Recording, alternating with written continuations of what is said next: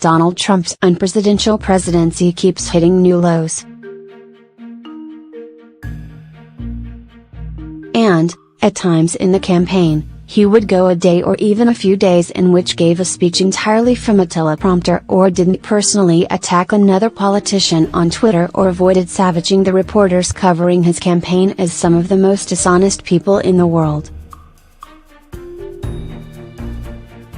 But those periods were the exception, not the rule.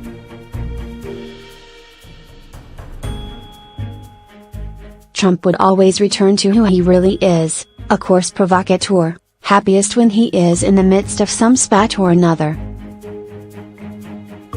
While he bills himself as a counterpuncher, Trump is more accurately understood as a street brawler. He looks for fights and, when he finds them, he does anything and everything to win. The only goal is survival.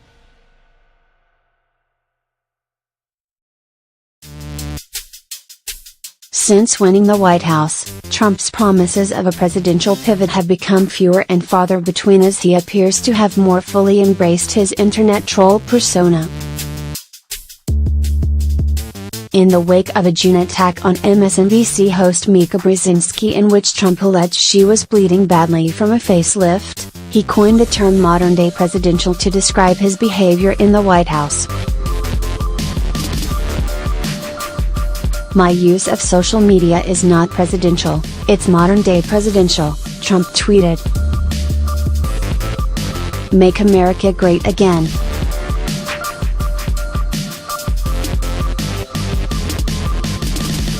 Polling in July by The Washington Post and ABC News suggested that modern-day presidential wasn't working out all that well for Trump.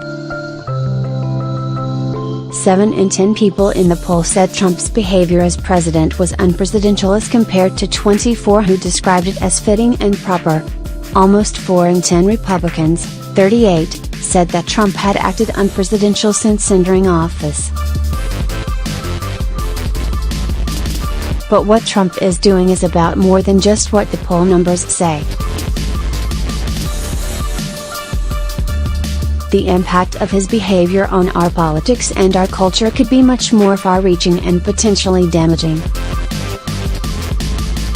Every one of us should be offended by the vindictive and candidly dangerous messages the president sends that demean not only Secretary Clinton, but all women, California Sen.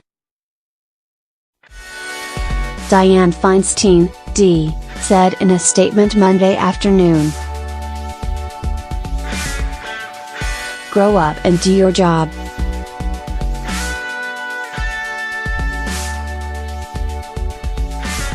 Trump defines the word presidential negatively.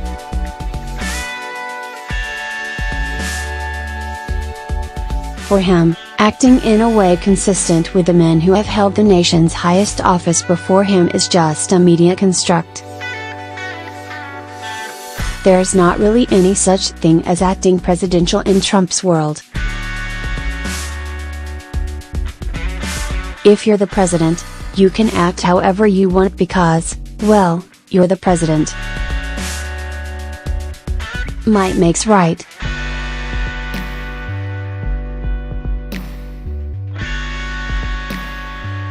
The president is presidential by default.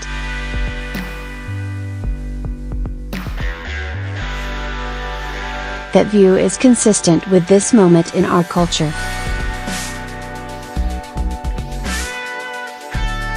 The Kardashians have made being famous a goal in and of itself.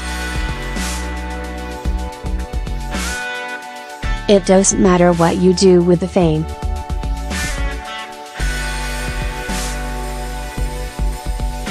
What matters is that you are famous.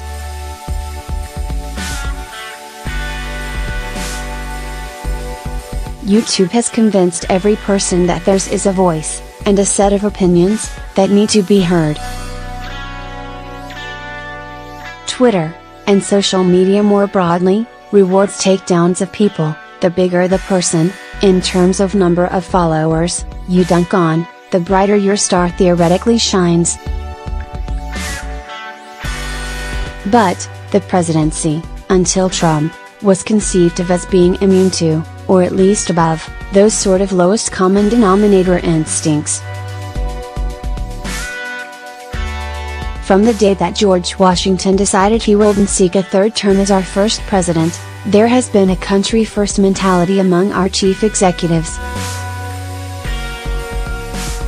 There was a sense of passed-down responsibility, that, by dint of the position to which you were elected, you were required to try to always take the high road, to appeal to people's better angels rather than their lowest impulses. Yes, I know Bill Clinton had an affair with a White House intern. And that other presidents have not exactly been angels either. With Trump, however, there appears to a goal of degrading the office in a way I've not seen from any past president.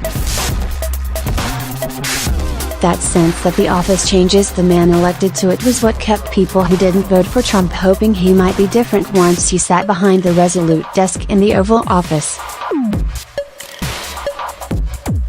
With 8 months of Trump's presidency in the rearview mirror, that possibility seems both quaint and laughable.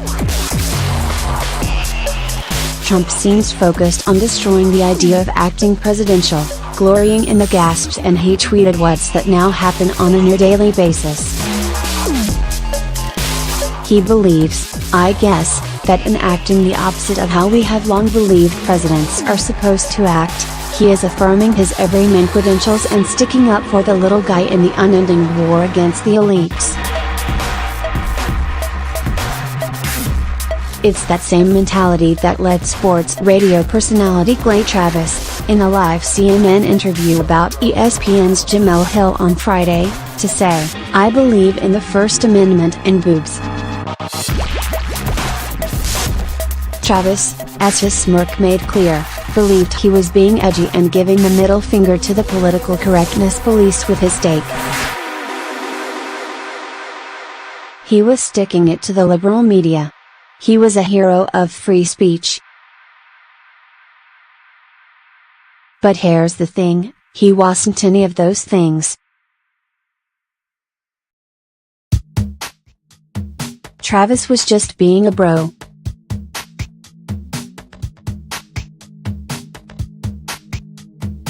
He was expressing a misogynistic sentiment in a totally inappropriate setting.